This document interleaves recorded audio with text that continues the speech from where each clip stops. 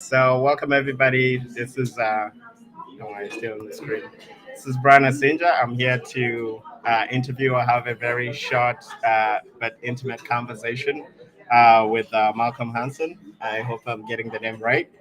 And I wanted to really structure this into four simple parts. The first one being really kind of focusing on your identity and who you are. The second part, we'll kind of talk about ownership, which is really from where I'm standing. What does it mean to take ownership of your story? Because I do feel like um, you suddenly got to a point where you felt like you wanted to share this story. So I want to know a little bit about that. And then I'm always curious about trust or just the way um, when I was reading the book, there was a way you were writing, and that I felt that was intentional. And I'm curious to know whether um, I suppose you achieved the goal with that style of writing, or if looking back, you were open to changing some things, especially in this politically correct world that we live in. And then at the end, we'll kind of talk about your new book and how people might find you. So, without further ado, in your own words, why don't you introduce yourself and maybe just kind of tell us a little bit about your personal background? Sure. A little.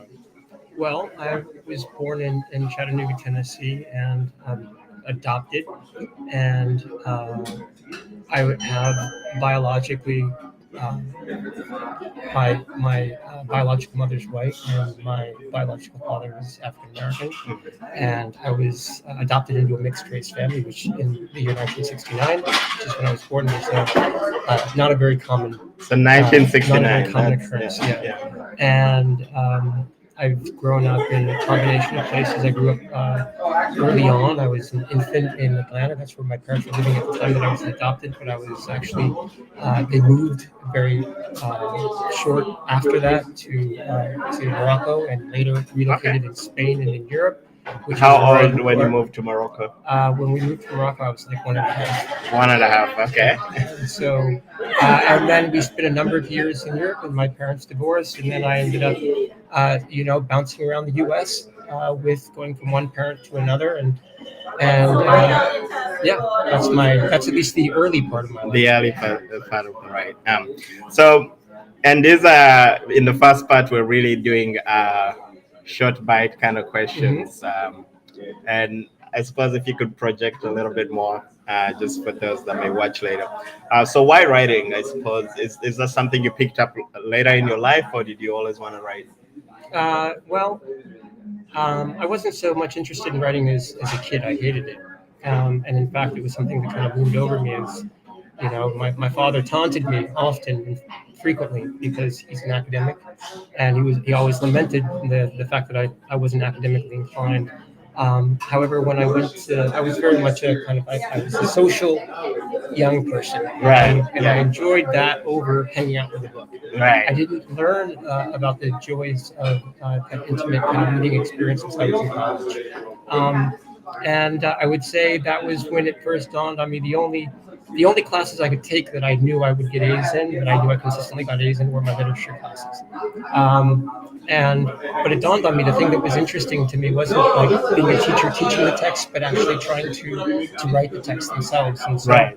I was overwhelmed by what these writers were able to do in these iconic works that we read in school, or are introduced to in school, and I wanted to see if that was something that I could do. Okay. And since you said writing wasn't something you initially started with, what are you good at? Or when you think of one thing that you've always, I suppose, just done easily, what comes to mind? Well, when I was a kid, I was very much, I think in many respects, an average, young person.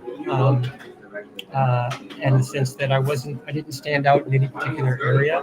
And like, whereas most kids might say, I want to be a baseball player, I want to be Sure. some form of professional athlete.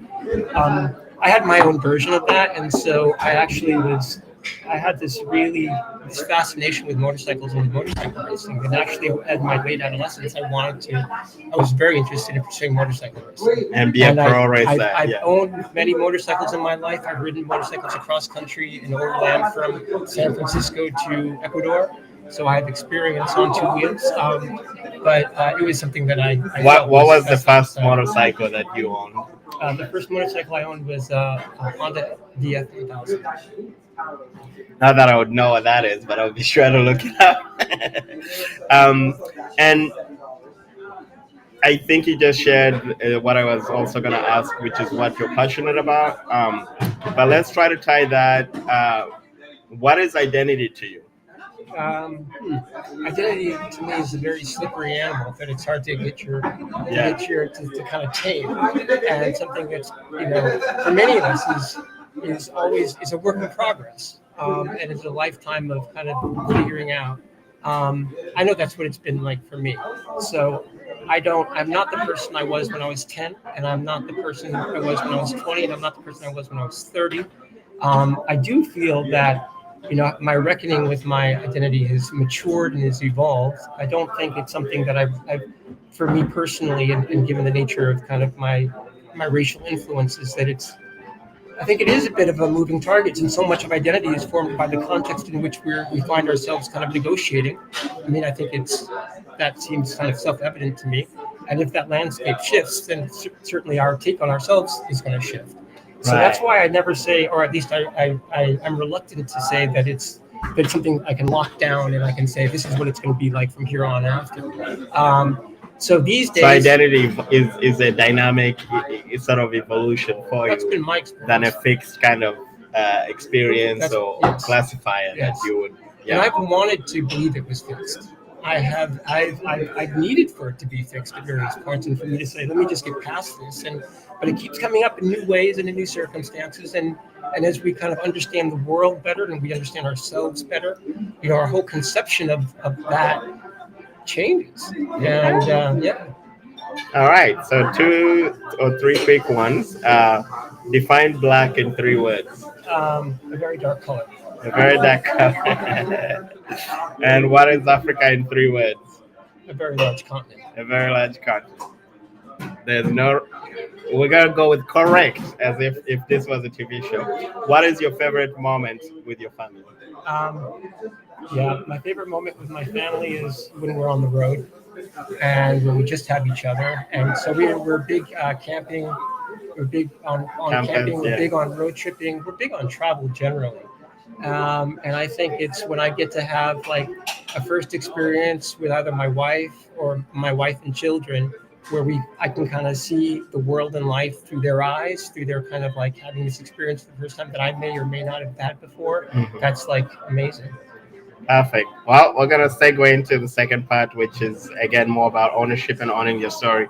What was or is the relationship with your parents? I think you might have shared that a little bit. Absolutely terrible. Absolutely terrible. And in this case, I imagine for you, parents is really plural because it can mean a lot of it is parents. Very plural. Well, everybody in the world is your parents. Plural and indefinite. That's right. Right. So no, unfortunately, I'm talking about Mother Earth, I guess. Yes, there you go. Specifically. I actually think that. So my mother passed in 2010, and there was a lot of relationship. We were definitely kind of recovering together. And my mother did not have the life that she put together for myself and my brother. It was not an easy one, and she managed that for many years as a single woman and a single mother. And my father was also kind of he's still living. He's very old, and we struggle with each other. And I know that I'm not the person that he wishes I was, and I know that he's not the person that I wish he was. And so that's kind of where we're at. It's happy understanding. And what do you do when you reach that point? I think that I've chosen just to kind of embrace the space, and it's okay. It's okay. Yeah, it's okay. Thanks for sharing that. what are you doing different from them? That's a really good question. Not as much as I wish I was.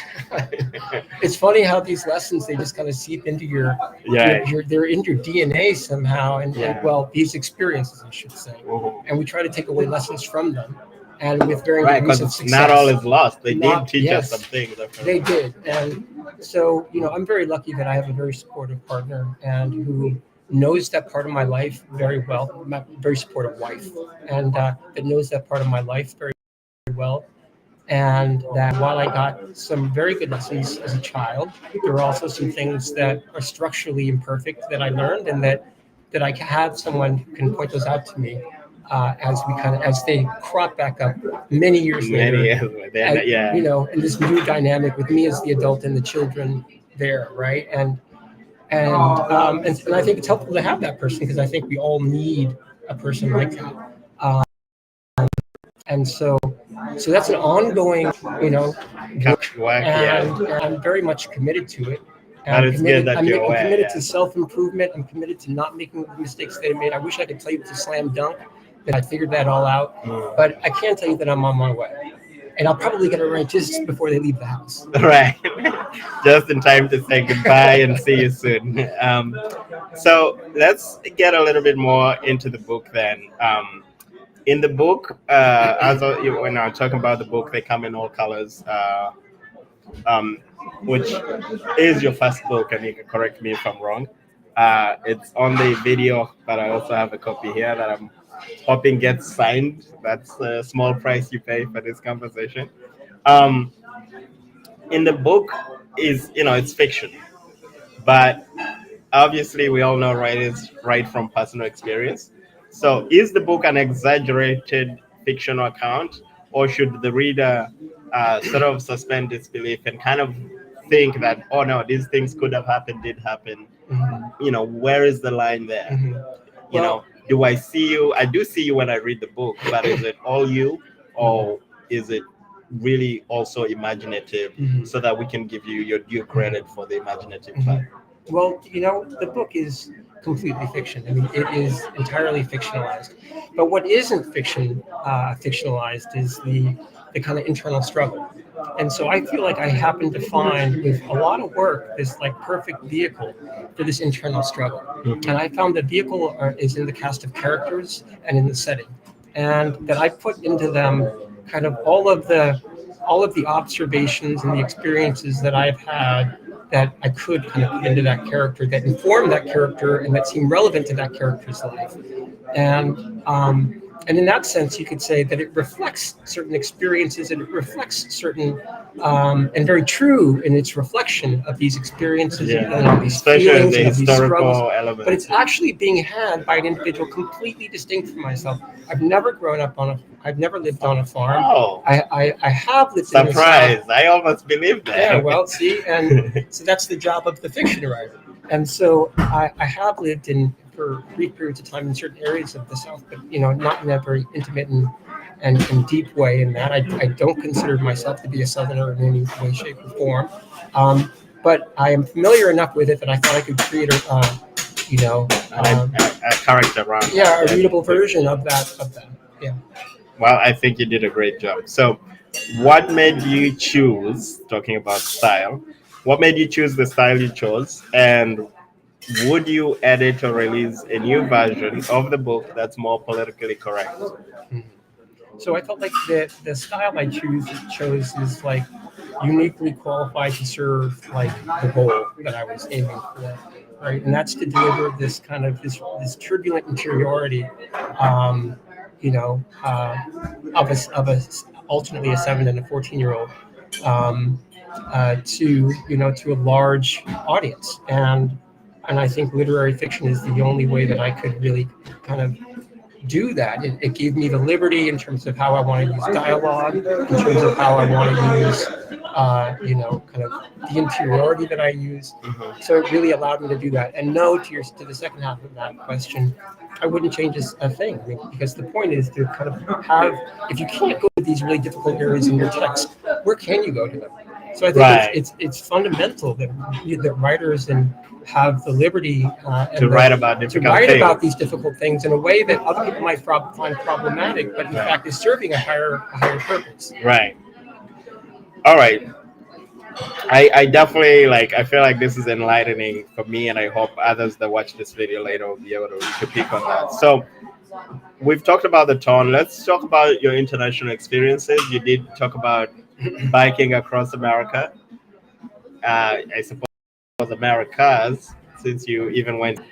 Did your international travels influence or strengthen your story? Were the memories harsher, meaning your childhood memories, or did they just help you simply understand life? Mm, Right? Did you look back and go, "Oh, yeah. how easy they had experience?" So sometimes I find it's like you see another family, another couple, go, oh wow, they seem to have it together. Hmm. I wonder what that might be like for their child or for their family. But as you traveled and you saw different the dimensions of family or identity impact your relationship with your own childhood. Yeah. Well, not so much with my childhood, but with what I chose to write about. I think it's incredibly important because I think one of the things we often see are people that are so they're so intimately connected to their experience and whatever happens to them that ends up kind of shaping how they see everything. And it almost can limit your ability to kind of connect with someone else's hardship because you're so steeped in yours. Right. And so one of the things I think of being able to step out of that, your own hardship and whether it's cultural or racial or whatever it is, and see what's going on with some other folks. And I think it gives you it New adds perspective. a new perspective to your appreciation of what in fact that was so dominant in your life as far as hardships go. And for me, it was liberating because it allowed me to be able to write it in as if someone that had more, Like yeah, I had more, like breadth and I had more breadth. I could, and so that was a very freeing experience for me. And I think also, I think being emotionally connected to something is great, but a certain amount of distance is also very helpful. Especially if you want to be able to cross over and connect with other people who don't share your experience. So it really helps if you can kind of speak about things that relate to, maybe experiences they have or make connections between yours and their experiences. But that only can work if you've had the opportunity to kind of living them. of living, in someone else's shoes and being able to make those connections. And it's going to ultimately serve to bring people in, and instead of pushing them away and making them feel alienated. So I can't quote exactly where I read this. I think I'll come back to it later. But you've made progress as an individual. I guess how should we as a society be evolving? Since you did mention like identity is this evolving thing, and that could be a short answer. Yeah, I mean, right now I think that we're kind of hyper factionalizing, with these along the lines of doubling down on identity politics. And I think that in terms of the long game, I think that's problematic. I think we need to kind of find common ground and be able to kind of embrace the myriad of experiences that that we all as individuals represent. But ultimately, it's about bringing us together. And I think whatever can do that, I'm not saying that I know what that is necessarily, but they can move us in a more communal direction of kind of collectively appreciating each other, the joy in our differences, the joy Right. that it is not It a has to zero-sum be. game. Yeah. That the fact that I may claim pain and suffering does not take away from the pain and suffering that you're able to claim, and that somehow we can all lift each other up in this kind of acknowledgement that other people exist with realities that may be equally hard to mine or completely different that I can't relate to, but are not is not any easier for them. That they shouldn't be disregarded. Is something that I think will make us all a little better and will improve our lives. Right. So to wind up the second part on owning this story, Toby. This is specific to the book. Toby is a key figure. I hope I'm getting the name right here too. In the book, what can you share about him and his role to both those who have not and are yet to read the book, but I suppose to somebody like me who also kept just seeing the amount of time and just like effort spent on developing him as a Mhm. character and almost without spoiling the book to kind of Mhm. see his journey. Yeah, I mean, he's really the kind of the sun around which so much orbits in the story, because his, his who he is in terms of his relevance to the family, his whole entree into the story is one thing. Who he becomes as a living kind of self-aware individual during these turbulent times, and as that becomes kind of put in opposition to the family that he's befriending, is another critical aspect, and ultimately his death, around which catapults things in the story.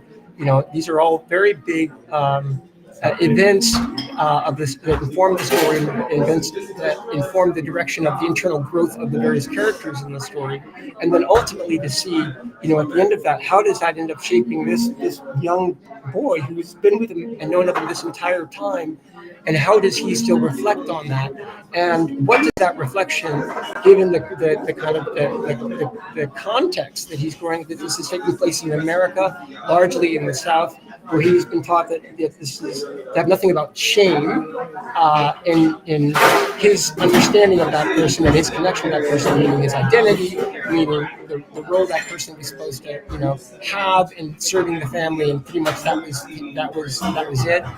And we learn at the end, where Huey kind of evolves to. It's kind of half evolved. It's not all the way there. And I think you can understand why that half is a very important point, because Yeah. he's progressed on his way out of the weeds, but he hasn't made it all the way there. So Right. we can wish him kind of good luck in the rest Good of luck his in the journeys. next. But I Yeah. think it was important to leave that. Yeah, I was curious Yeah. why you focused on only a specific stage or part of his life, also Yeah. to not suppose go to see him as an adult. Or Hmm. so as a reader, I'm left to wonder, is he doing okay? And I think there's yeah, that was a great sort of choice in that part. Hmm.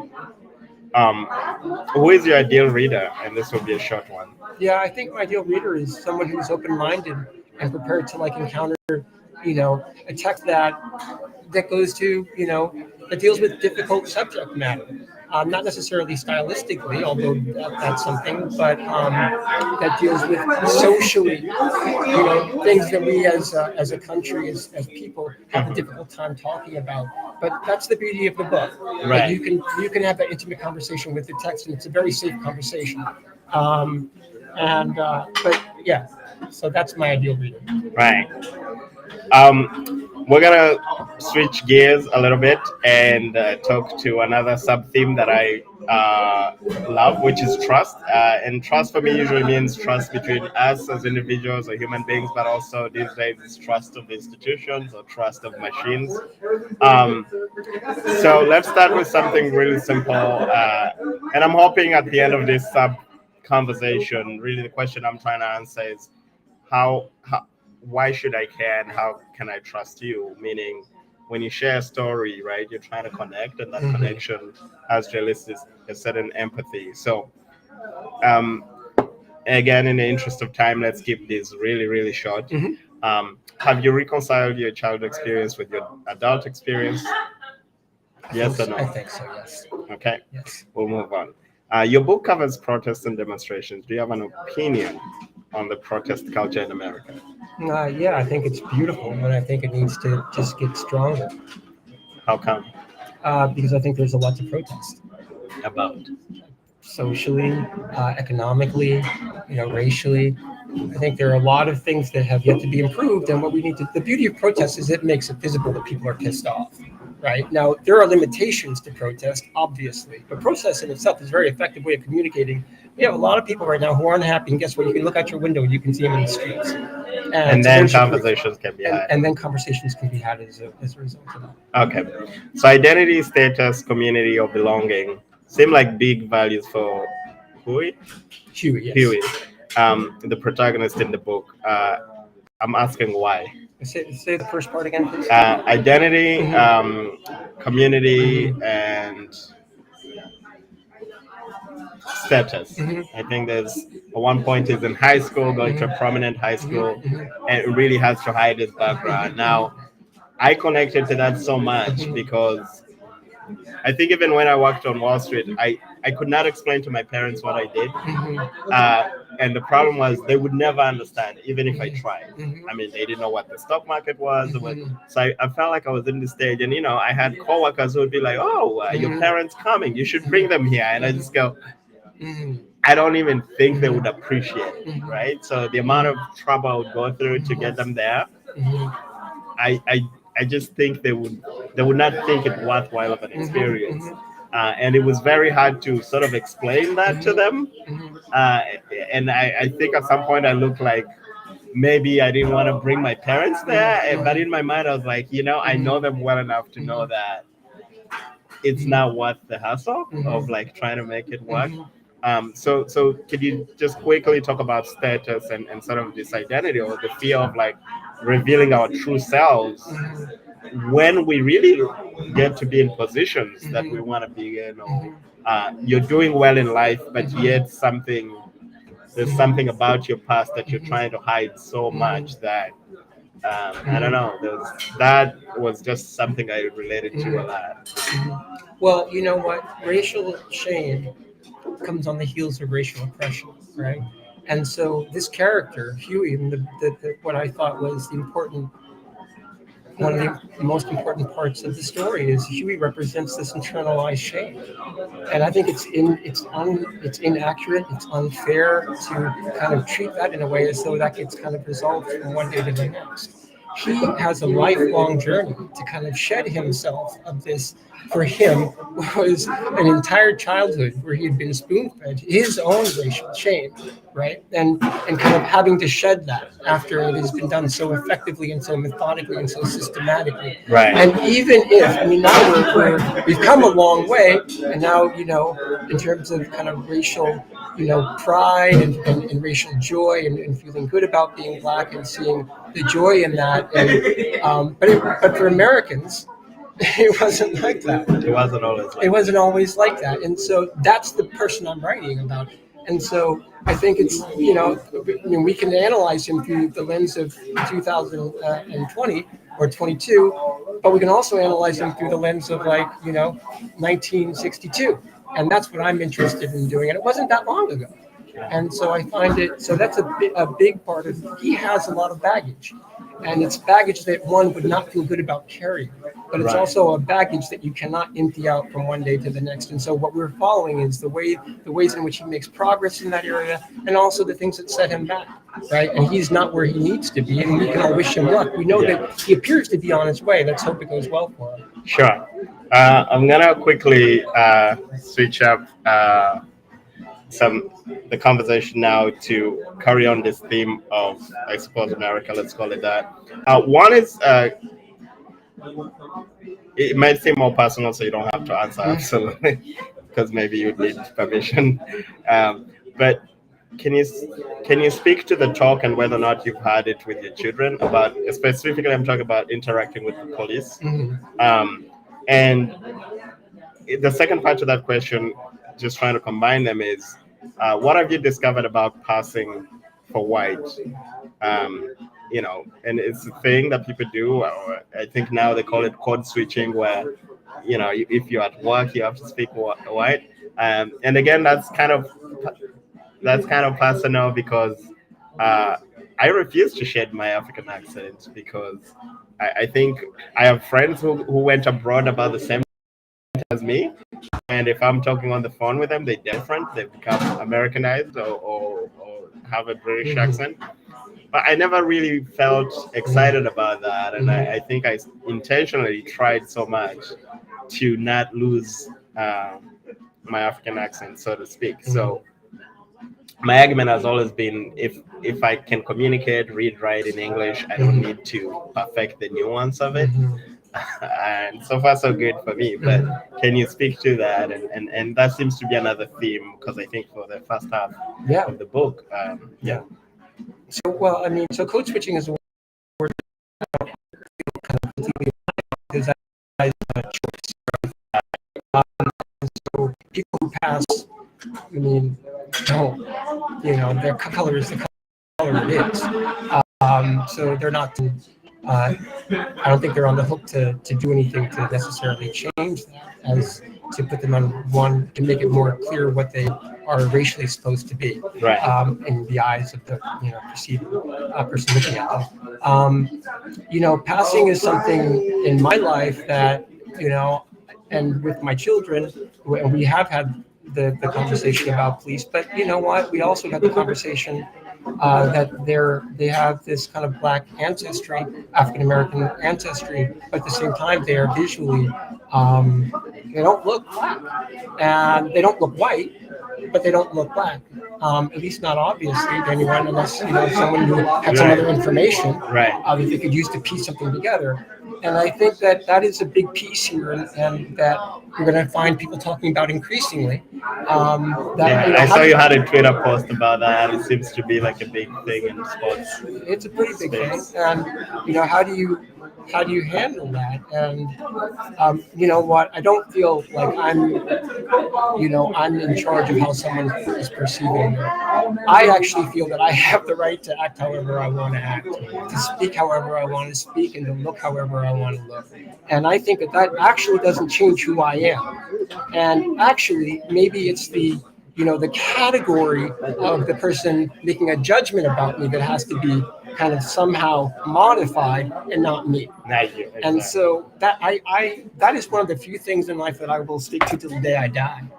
And I like to see myself as flexible. Right. And it's important to be flexible. But you don't want to be flexible for somebody else. I'm not going to be flexible for someone else on a point like that. Yeah. I hope that makes sense. Absolutely. Thanks for sharing that. So actually trying to wind it down maybe in the next 5 to 10 minutes, but let's group these next two questions, which is so in the book there's a theme of imagination. Like I said, Huey is playing Sherlock Holmes.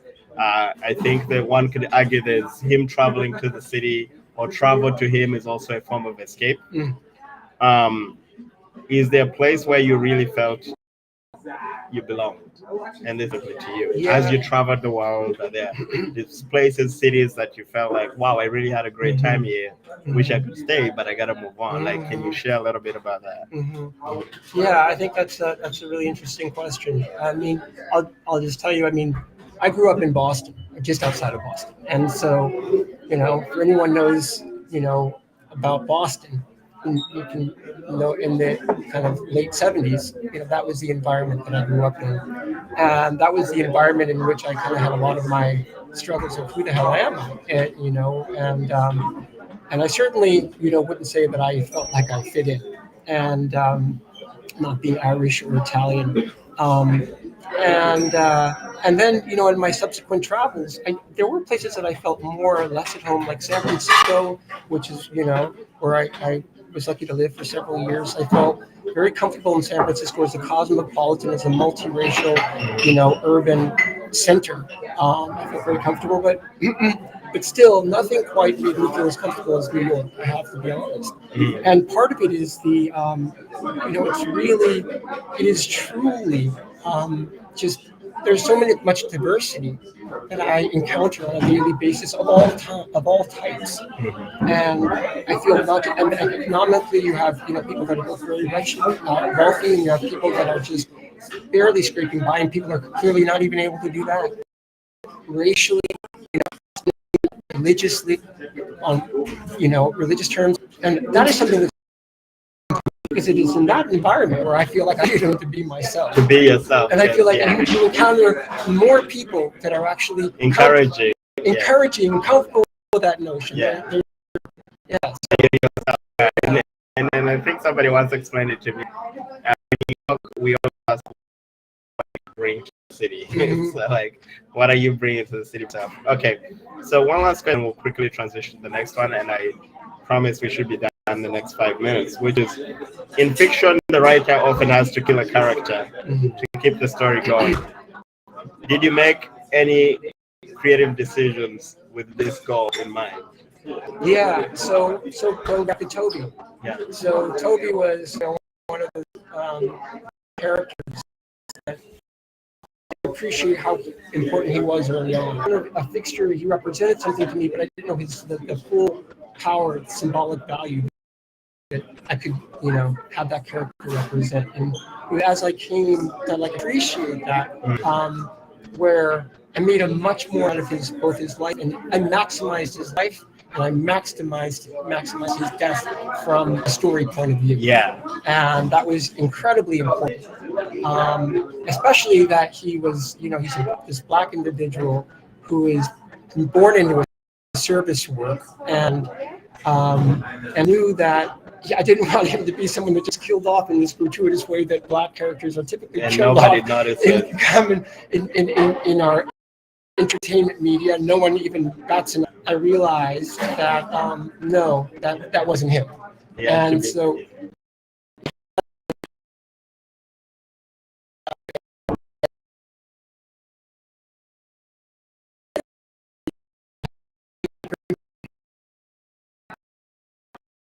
All right, so can you tell us about the second book? Not very much.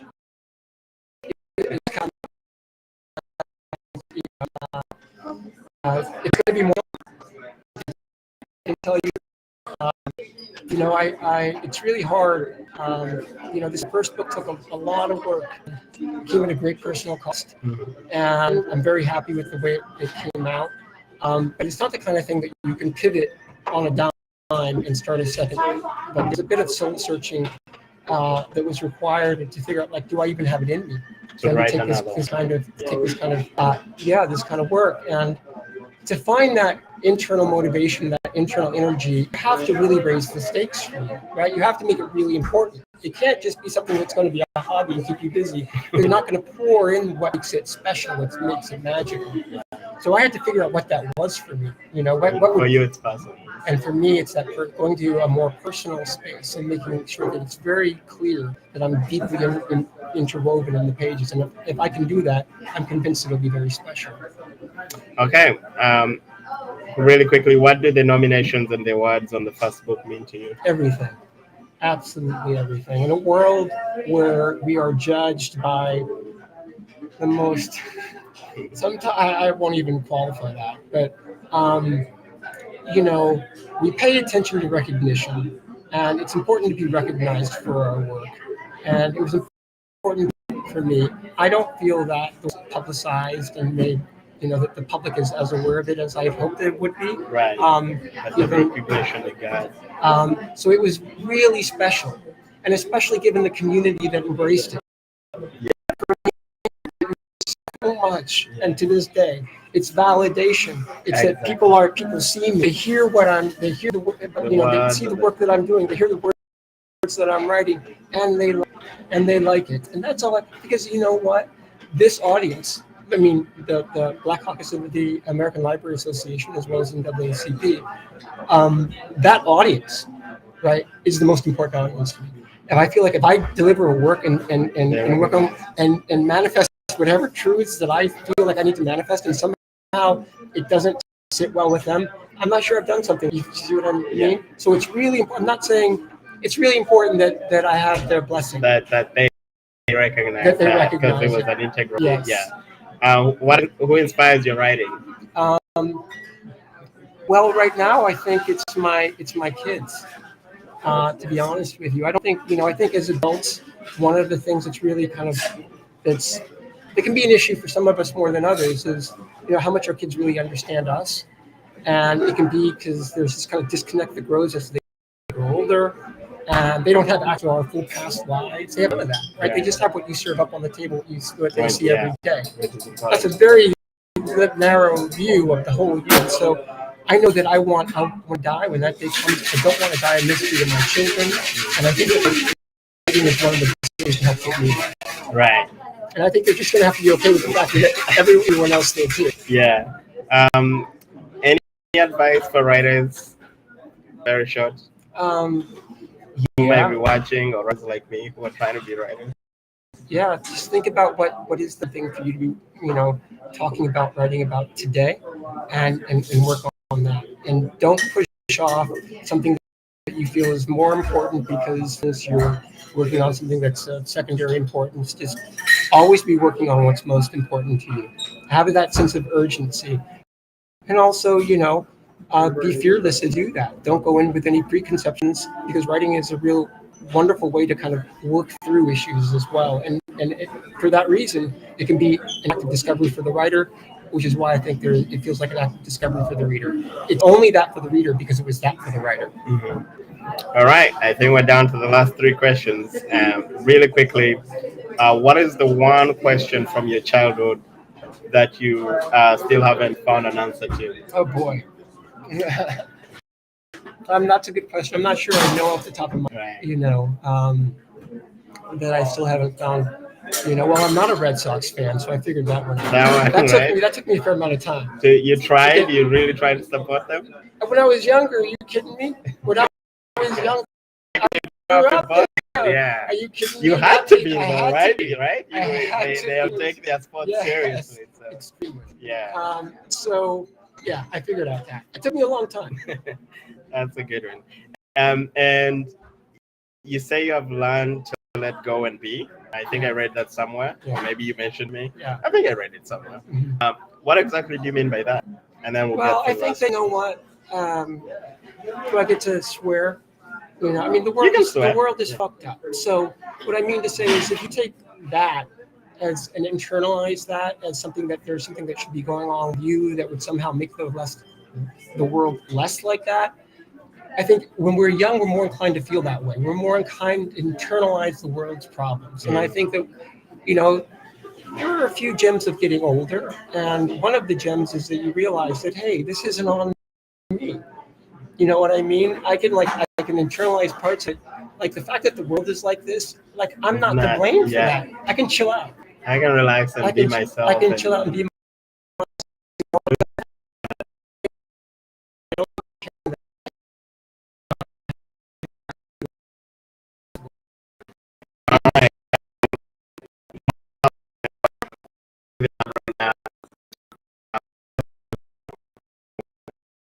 Everything to me, right?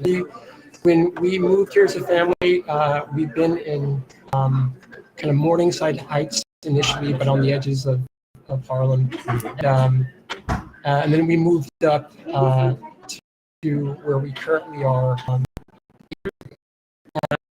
And it's just community. It's very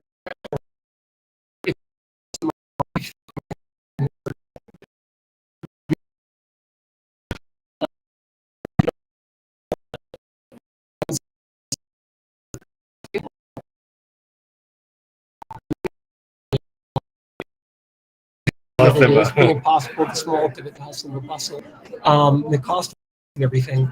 But the fact of them is that they're being raised with a kind of variety of viewpoints and a variety of experiences that come from all over the world. And it's really special. And we think that's what we like, that edgy environment.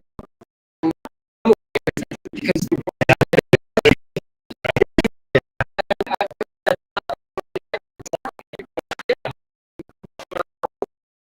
like a hotel.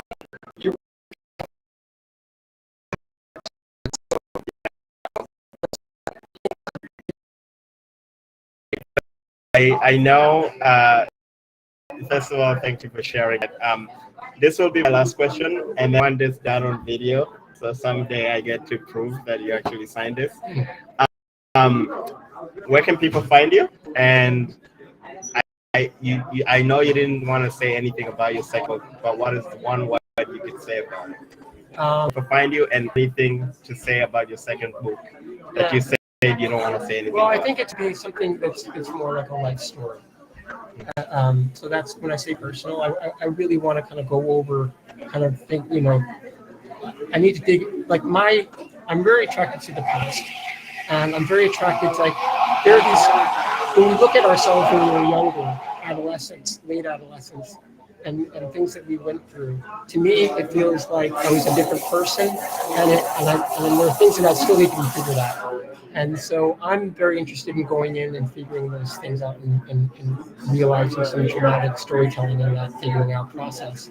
So that's what that is. That's what that's So going to be. memories, huh? And I you love can, memories. yes, memories, and you can find me, you know, on Facebook. You can find me on Twitter.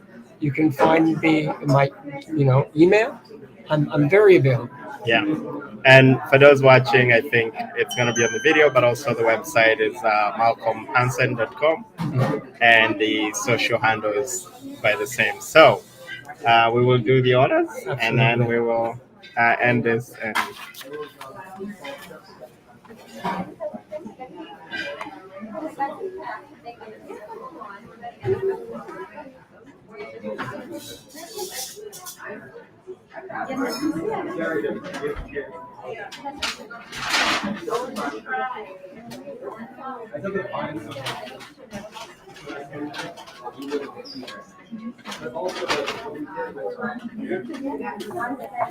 all right,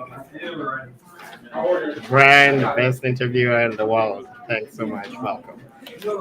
That is exactly what I expected. Thanks, everybody. We'll see you next time. Cheers.